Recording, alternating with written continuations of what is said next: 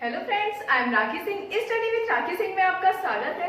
आज हम पढ़ने जा रहे हैं क्लास 10th का क्षितिज गद्यखंड का चैप्टर 5। चैप्टर का नाम है एक कहानी यह भी और चैप्टर के राइटर का नाम मन्नू भंडारी। जैसा कि चैप्टर का नाम है एक कहानी यह भी, यह एक आत्मकथा है। अब आत्मकथा क्या होती है?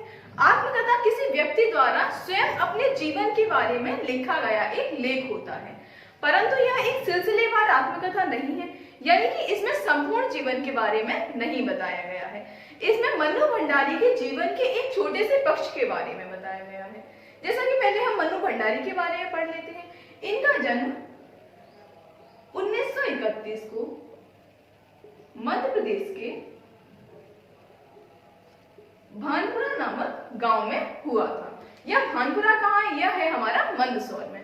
मध्य प्रदेश के भानपुरा नामक गांव में हुआ था। इनकी कुछ रचनाएं हैं, जैसे कि यही सच है, मैं हार गई,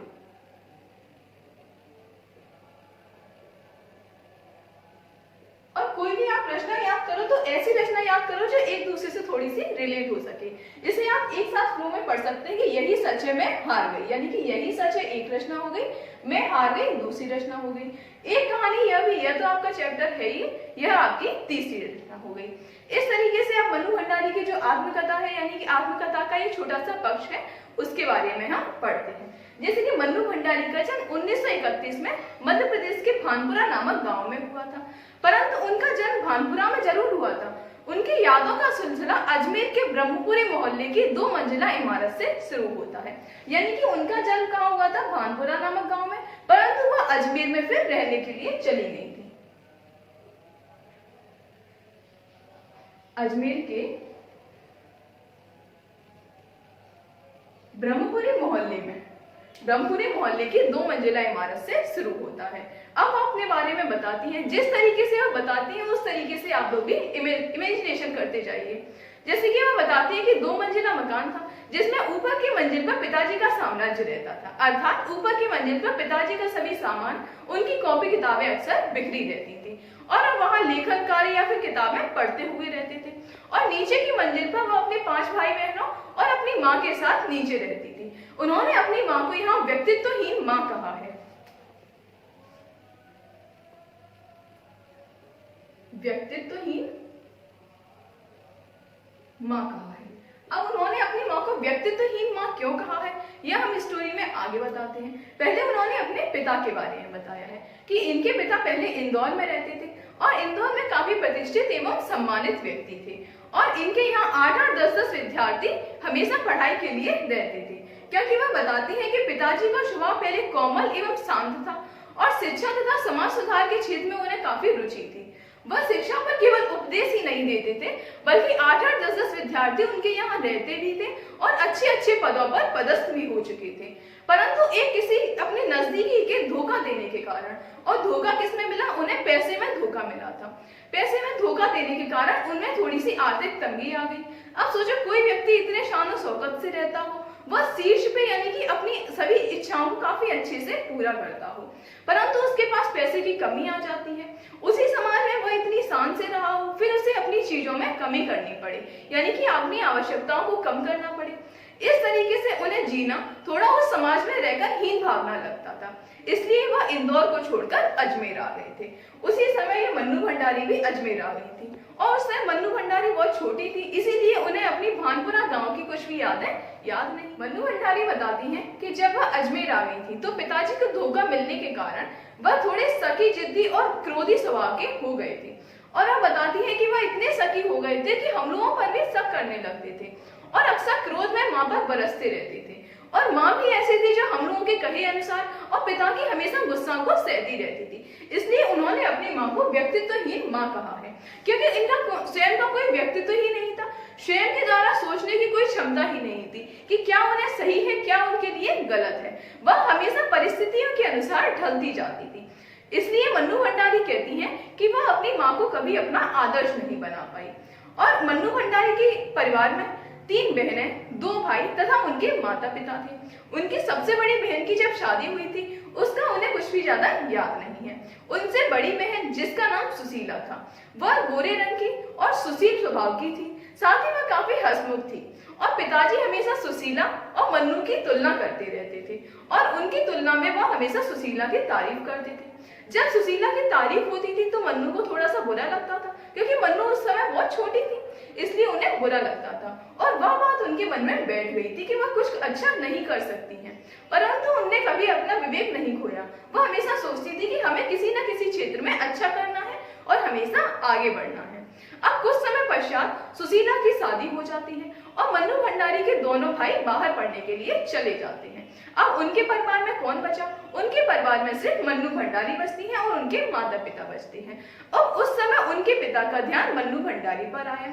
अब उस समय वो परिवार में अकेली थी और मन्नू भंडारी के पिता थोड़े खुले स्वभाव के भी थे और वह बताते थे कि बेटी को पढ़ाई के साथ रसोई के कामों में लगाना उसकी प्रतिभाओं को भट्टी में झोंकने के बराबर है। अर्थात वह बेटियों के लिए रसोई घर को बढ़िया खाना कहते थे।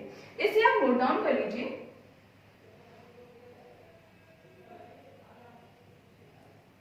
कि मन्नू भंडारी के पिता रसोई घर को क्या कहते थे। वो उन्हें रसोई घर को बढ़िया खाना कहते थे। वह कहते थे कि यदि कोई लड़की पढ़ रही है तो उसे पढ़ाई के साथ रसोई के कामों में नहीं लगाना चाहिए। साथ ही वह जिस क्षेत्र में आगे बढ़ना चाहती है उस क्षेत्र में उसका आगे बढ़ने के लिए हमेशा मनोबल बढ़ाते रहना चाहिए।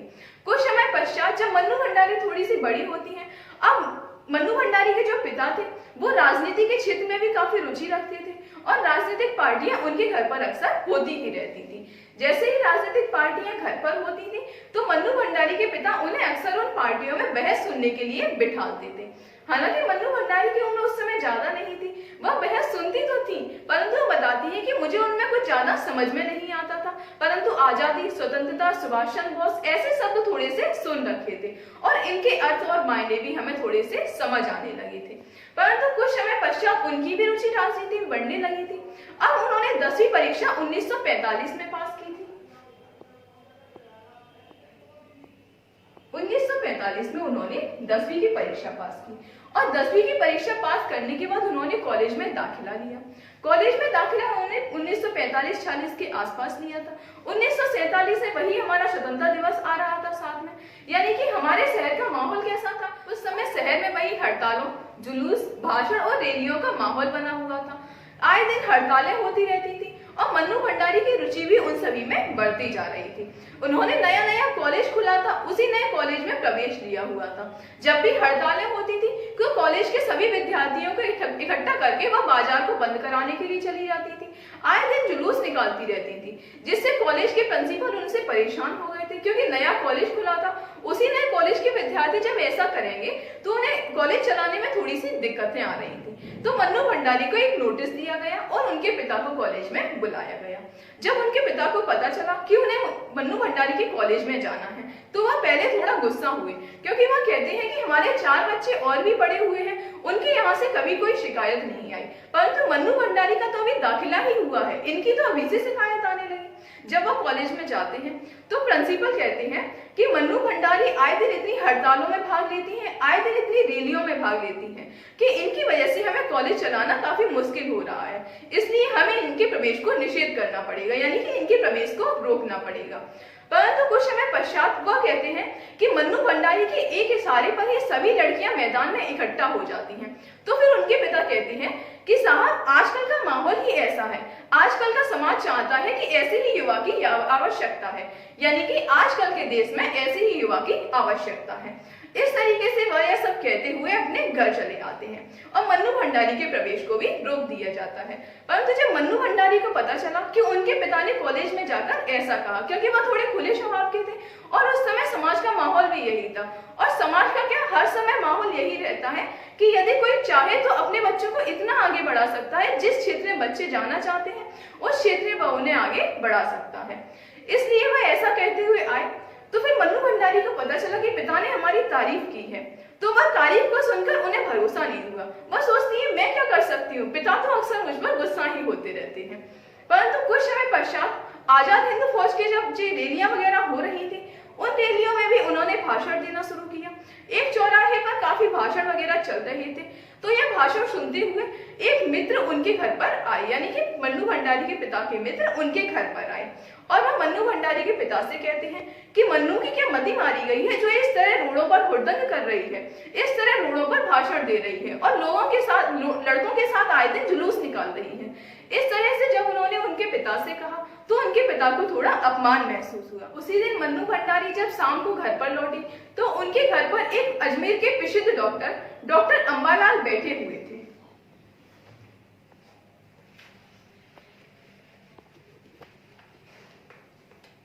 डॉक्टर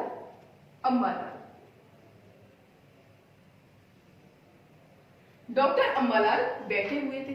जैसे ही मन्नू घर पर आई तो वहां मन्नू का काफी अच्छे से स्वागत करते हुए कहते हैं कि I am proud of you Mannu, कि मन्नू मैं तुम्हारा भाषण सुनते ही इधर चला आया। अब वो उनके पिता से कहते हैं भंडारी जी क्या आप घर पर बैठे रहते हैं, जाकर मन्नू का भाषण तो सुनिए। चौराहे पर निसंकोच भाषण देती जा रही थी और उस चौराहे पर इतनी भीड़ लगी हुई थी, परंतु मन्नू का भाषण सुनते हुए मुझसे रहा नहीं गया और मैं यहाँ लगातार आपको बधाई देने के लिए चला आया। इस तरीके से पिताजी का गुस्सा थोड़ा सा ठंडा होता। मन्नू भंडारी बताती हैं कि उस समय क्या ही मेरी उम्र रही होगी और क्या ही मेरा भाषण होगा, वह तो डॉक्टर साहब का स्नेह था जो शब्दों के माध्यम से बह रहा था। परंतु कुछ समय पश्चात मन्नू बताती हैं कि जब कॉलेज से उनका दाखिला रोक दिया गया था उस समय वह कॉलेज में तो हड़तालें और जुलूस नहीं कर सकती थी, परंतु कॉलेज में एक इशारे पर उस कॉलेज की सभी लड़कियां कॉलेज से बाहर आ जाती थी और वह मैदान में ही हड़तालें शुरू कर देती थी। और उन लड़कियों ने काफी मन्नू के लिए भी हड़तालें की थी कि मन्नू को उस कॉलेज में प्रवेश दिया जाए और कॉलेज को भी खोला जाए। कुछ समय पश्चात कॉलेज भी खोल दिया जाता है और मन्नू को भी कॉलेज में प्रवेश दे दिया जाता है। परंतु मन्नू बताती है कि कॉलेज में प्रवेश देने से ज्यादा खुशी तो हमें उस शताब्दी के उस दिन की थी जो 15 अगस्त 1947 का दिन था। उस दिन हमें हमारे देश को और हमें साथ ही हमारे युवाओं को स्वतंत्रता प्राप्त हुई थी। इस तरीके से इस पाठ में मन्नू भंडारी के माध्यम से हमें कई चीजें सीखने को मिलती हैं, क्योंकि एक लड़की को यदि हम चाहें तो किसी भी क्षेत्र में आगे बढ़ा सकते हैं और एक लड़की भी चाहे तो किसी भी क्षेत्र में आगे बढ़ के कोई भी काम कर सकती है। इस तरीके से यह पाठ यही समाप्त होता है। यदि वीडियो अच्छा लगा हो तो वीडियो को लाइक और चैनल को सब्सक्राइब करना मत भूलिए। Thanks for watching.